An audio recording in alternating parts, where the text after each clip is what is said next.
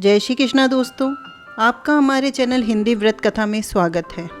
संपूर्ण ब्रह्मांड में देवों के देव महादेव ही एक ऐसे देव हैं जो केवल जल चढ़ाने मात्र से ही भक्तों पर प्रसन्न हो जाते हैं।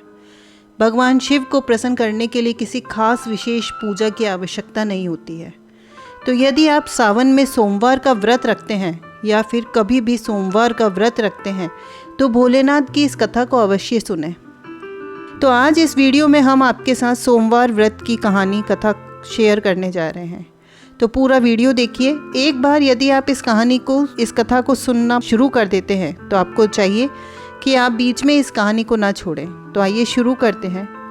यह काफ़ी प्राचीन बात है। किसी नगर में एक साहूकार हुआ करता था। काफ़ी धन था उसके पास किसी चीज़ की कमी नहीं थी।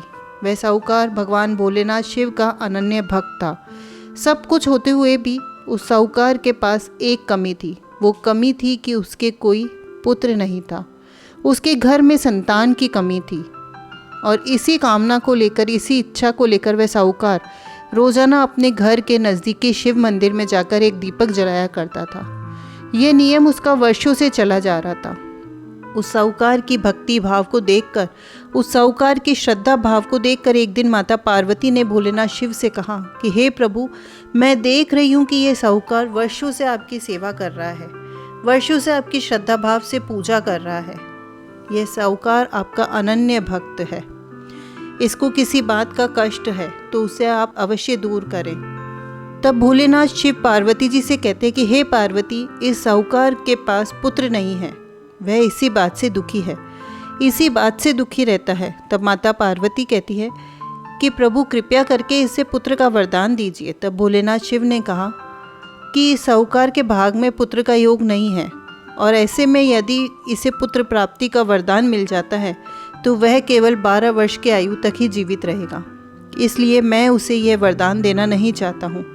ये सुनने के बाद भी माता पार्वती भोलेनाथ शिव से कहती कि हे प्रभु, आपको इस साहूकार को पुत्र का वर तो देना ही चाहिए, अन्यथा भक्त आपकी सेवा पूजा क्यों करेंगे। अब माता पार्वती के बार बार आग्रह करने पर भोलेनाथ साहूकार को पुत्र प्राप्ति का वरदान दे देते हैं, लेकिन साथ भी यह भी कहते हैं कि यह पुत्र केवल 12 वर्ष तक ही जीवित रहेगा। अब जब साहूकार ने इस वरदान की बात सुनी और साथ में यह सुना कि पुत्र 12 वर्ष तक ही जीवित रहेगा तो ऐसी स्थिति में उसे ना तो खुशी हुई और ना दुख हुआ। वह पहले की तरह ही भोलेनाथ की पूजा अर्चना करता रहा। शिव के वरदान से सेठानी गर्भवती हुई। 90 महीने में एक सुंदर बालक की प्राप्ति हुई। परिवार में एक खिलौना आ गया। खूब हर्षोल्लास के साथ बालक का स्वागत किया गया। चारों तरफ खुशियां मनाई जाने लगी। ढोल धमाके, जो कुछ भी साहूकार के परिवार वाले कर सकते थे, उन्होंने अपनी खुशी का भरपूर इजहार किया। लेकिन साहूकार पहले की तरह ही रहा। उसने ना कोई खुशी प्रकट करी, ना कोई दुख प्रकट किया। उसने बालक की 12 वर्ष की आयु का जिक्र भी किसी के साथ नहीं किया। केवल उसे मालूम था कि वह बालक 12 वर्षों तक ही जीवित रहने वाला है। समय बीतता चला गया। जब बालक 11 वर्ष की आयु का हो गया तो एक दिन साहूकार और सेठानी बैठे हुए थे। सेठानी ने बातों ही बातों में सेठ जी से कहा कि बालक का विवाह करना चाहिए। तो साहूकार ने कहा, अभी कहाँ विवाह, अभी तो बालक है, इसे पढ़ने के लिए हम काशी भेजेंगे। इसके बाद उसने बालक के मामा जी को बुलाया और मामा को बुलाकर उसे काशी पढ़ने के लिए भेज दिया। कहा कि इसे लेकर जाओ और रास्ते में जिस भी स्थान पर रुकना पड़े वहाँ यज्ञ करना, ब्राह्मणों को भोजन कराना और फिर आगे बढ़ना, यानी कि जहाँ जहाँ भी तुम रुको वहाँ यज्ञ जरूर करना। मामा भांजे निकल पड़े काशी की और जहाँ रुकते वहीं यज्ञ करते, ब्राह्मणों को भोजन कराते, बढ़ते जा रहे थे। रास्ते में एक दिन राजकुमारी का विवाह था। जिस व्यक्ति ने राजकुमारी का विवाह होना था वह एक आंख से काना था। तो उसके पिता ने जब अति सुंदर साहूकार के बेटे को देखा तो उसके मन में आया कि क्यों न इसे ही घोड़ी पर बैठाकर शादी के सारे कार्य संपन्न करा लिए जाएं। तो उन्होंने उस बच्चे के मामा से बात की और कहा कि इसे थोड़ी दिन के लिए यहाँ रख लो और इसके बदले में उसे ढेर सारा धन देंगे। मामा राजी हो गया। उसके बाद साहूकार का बेटा विवाह की वेदी पर बैठा। विवाह के कार्य संपन्न हो गए। जाने से पहले उसने राजकुमारी की चुंदरी के पल्ले पर लिख दिया कि तेरा विवाह तो मेरे साथ हुआ है, लेकिन जिस राजकुमार के साथ वह तुझे भेजेंगे वह एक आंख से काना है। इसके बाद वह अपने मामा के साथ काशी के लिए चल पड़ा।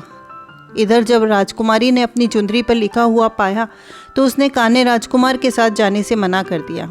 तो राजा ने भी अपनी पुत्री को बारात के साथ विदा नहीं किया। बारात खाली ही लौट गई। उधर मामा और भांजे धीरे धीरे काशी पहुंच गए। एक दिन जब मामा यज्ञ कर रहा था तो भांजा बहुत देर तक बाहर नहीं आया। मामा ने अंदर जाकर देखा तो भांजे के प्राण निकल चुके थे, क्योंकि भांजा 12 वर्ष का हो चुका था। जैसे ही वे 12 वर्ष का हुआ उसके प्राण निकल गए। अब उस बच्चे का मामा बेहद परेशान हो गया, लेकिन सोचा कि अभी रोना पीटना मचाया तो सारे ब्राह्मण चले जाएंगे और यज्ञ का कार्य भी अधूरा रह जाएगा। तो उसने यज्ञ संपन्न करने की सोची। यज्ञ संपन्न किया। यज्ञ संपन्न हुआ तो मामा ने रोना पीटना शुरू कर दिया। उसी समय शिव पार्वती उधर से जा रहे थे तो माता पार्वती ने शिवजी से कहा कि हे भोलेनाथ, प्रभु ये कौन है जो रुदन कर रहा है? तो भोलेनाथ शिव ने कहा कि यह वही साहूकार का पुत्र है जो मेरे आशीर्वाद से जन्मा था, अब मर चुका है, इसलिए उसका मामा रुदन कर रहा है। तब माता पार्वती ने कहा कि हे स्वामी, इसे जीवित कर दीजिए, अन्यथा इसके माता पिता के रोते रोते प्राण निकल जाएंगे। भोलेनाथ ने कहा, पार्वती जी, इस बच्चे की आयु इतनी ही थी, वो भोग चुका है। लेकिन माता पार्वती के बार बार आग्रह करने पर भोलेनाथ ने उसे पुनः जीवित कर दिया। लड़का ओम नमः शिवाय कहता हुआ उठ खड़ा हुआ। मामा भांजे दोनों ने भोलेनाथ शिव को धन्यवाद दिया और अपनी नगरी की ओर लौट पड़े। रास्ते में वही नगर पड़ा। राजकुमारी ने उसे पहचान लिया तो राजा ने राजकुमारी को साहूकार के बेटे के साथ बहुत सारा धन धान्य दिया और उसे विदा किया। उधर साहूकार अपनी पत्नी के साथ छत पर बैठे थे।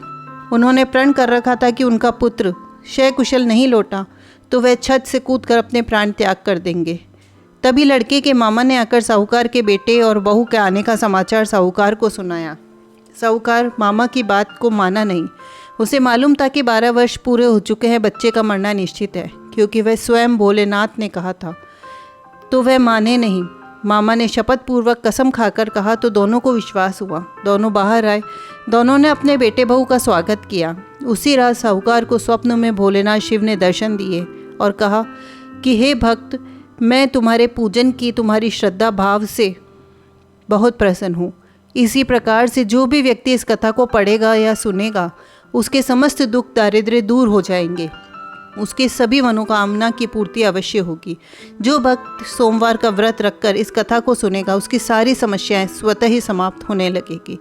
तो यह थी सोमवार की व्रत की कथा। आशा है कि आपको ये कहानी अच्छी लगी होगी। बस इस वीडियो को यहीं विराम देते हैं। तो दोस्तों, आपको ये कहानी अच्छी लगी हो तो प्लीज़ लाइक करें, कमेंट करके हमें प्रोत्साहित करें और हमारे चैनल को सब्सक्राइब करें। धन्यवाद।